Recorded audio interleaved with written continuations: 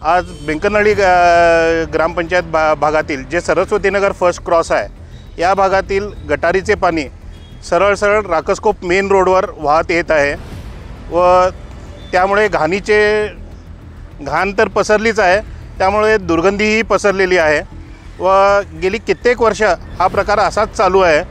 याला कुणीतरी थांबवावं, याच्यासाठी प्रशासन पूर्णपणे निद्रिस्त आहे।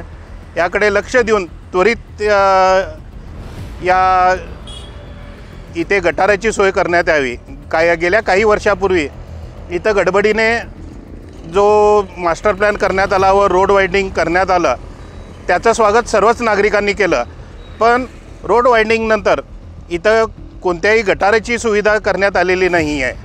तर इथं त्याचबरोबर इथून हा जो पाईपलाईन रोड खाली हिंडलगा रोडला जे साई मंदिर आहे तिथपर्यंत त्याला पाईपलाईन रोड बोललं जातं, त्या पूर्ण रस्त्याची दुरवस्था झालेली आहे।